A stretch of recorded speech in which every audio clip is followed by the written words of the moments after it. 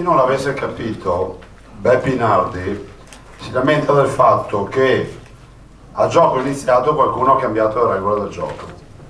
Questo comune, per chi non sapesse, di fatto va in dissesto finanziario e quindi deve chiudere i battenti e quindi non deve più erogare servizi perché qualcuno a Roma ancora non si decide di affrontare questo problema. Credete, senza star qui a spiegare la partita, che la soluzione c'è, è solo legislativa, eviterebbe che uno dei 576 comuni del Veneto che, non so se qualcuno se lo fosse dimenticato, lascia 21 miliardi di tasse ogni anno a Roma, ecco, questo Veneto, che è il Veneto che non esporta gli ammalati in altre regioni, ma cura quelle delle altre regioni, un Veneto che ha tutti i suoi comuni con i bilanci sani, beh, questo Veneto deve avere questa macchia del comune di Farra di Soligo, ma non perché hanno amministrato male, perché qualcuno distrattamente non si è accorto di un guaio su una legge o su delle norme. Detto questo, guardate, io farei un grandissimo applauso ai volontari, ce n'è uno ogni 5 in provincia di Treviso.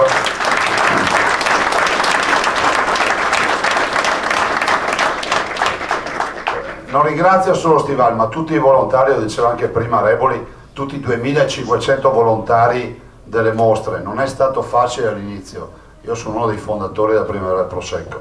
All'inizio forse qualcuno andava anche a strappare i manifesti delle mostre in giro, vabbè, per oggi c'è dialogo e oggi si sta avverando quello che per noi qualche anno fa sembrava utopia, no?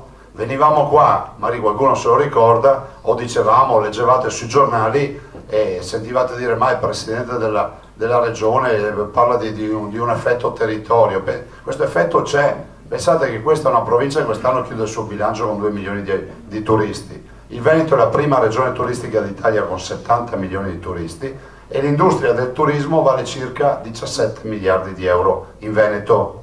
Il che vuol dire che la più grande industria che abbiamo in Veneto è rappresentata dal turismo.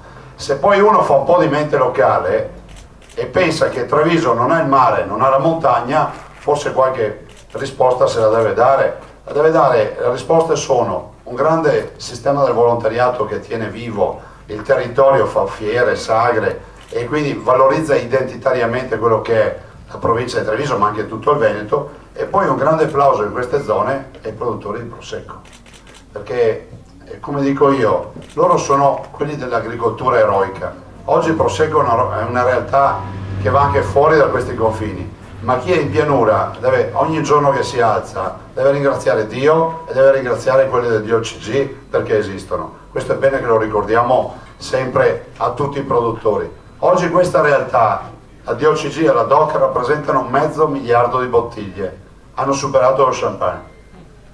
È un tesoro per i territori, va riconosciuta la valorizzazione di questi territori e la fatica che i nostri produttori fanno, quella va riconosciuta monetizzandola, cosa che ancora oggi non accade. Va anche ricordato per i più disattenti che oggi è facile venire qui a comprarsi un pezzo di terra e dire voglio mettermi a far prosecco, però vi ricordo che questo vino anni fa non era così florido nei bilanci delle aziende e non è mai stato facile coltivare queste colline. Guardatele bene, ma osservatele quando andate a visitare le colline, quando fate una passeggiata, quando passate in auto. Provate a immaginare ad andare con un trattore in quelle colline, provate a immaginare una raccolta dell'uva in queste colline e capite subito quanta fatica c'è. Quindi oggi noi siamo qua non solo ad assaggiare il Prosecco, e direi che abbiamo già esagerato con l'inaugurazione, ma direi che tutti noi dobbiamo andare a casa con un ricordo del grande lavoro che è stato fatto.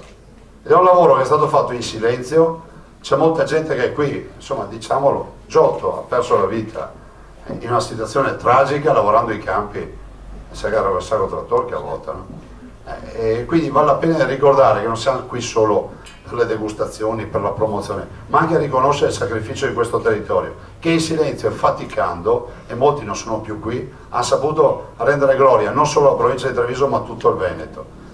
Ultimo aspetto, noi saremo al Vinitaly fra 2 settimane, ovviamente ne faremo la parte del Leone come Veneti, siamo la prima regione d'Italia per produzione di vini, facciamo circa 11 milioni di ettolitri e ovviamente Prosecco in prima fila assieme a Marone e altre belle realtà, e dico che noi presenteremo un ulteriore passaggio verso l'UNESCO. Cioè il riconoscimento delle colline del Prosecco sono 15 comuni come patrimonio dell'umanità significa entrare nel salotto buono dei siti culturali e turistici migliori a livello internazionale. Ovvio che di conseguenza arriva il turismo, arriverà in massa, cioè non è che qua poi non se ne accorge nessuno, quindi bisogna anche prepararsi. Adesso abbiamo fatto un bel lavoro sul Prosecco, poi bisogna farlo ancora migliore rispetto a tutti i servizi da dare sul territorio. Noi come Regione, non ve ne siete accorti ma ve lo dico io, a fine anno abbiamo approvato all'interno della legge di bilancio, abbiamo approvato circa 100 articoli di legge per semplificare ogni modalità per fare turismo su queste colline, in deroga ad altezze degli locali, in deroga a tutte le norme sanitarie e quant'altro. Io penso che se un ragazzo o una coppia di genitori ha un figlio che vuole fare turismo, vuole arredare una camera in un casolare da qualche parte, lo deve poter fare, perché poi i turisti non ci chiedono solo alberghi, ci chiedono anche di vivere i territori. Quindi approfittate di questo fatto, e quando arriveranno i turisti, non voglio dirvi il vecchio detto, però sapete come funziona, che insomma qualcuno se li deve cuccare, no? Come si dice. E quando arriveranno dopo non venite a lamentarvi perché non avete avuto modo di monetizzare la presenza dei turisti. Arriveranno, stanno già arrivando, vi ricordo che la provincia di Treviso, o meglio il Prosecco quest'anno, dati ufficiali, verranno presentati alla BIT di Milano domenica prossima, alla Borsa del Turismo, e i dati ufficiali dicono che la prima destinazione in Veneto è il Prosecco, cioè la prima scelta che oggi cresce di più tra tutte le destinazioni turistiche del Veneto, quella che già si muove di più rispetto alle altre è il Prosecco, quindi immaginate che effetto ne uscirà. Grazie e buona domenica a tutti.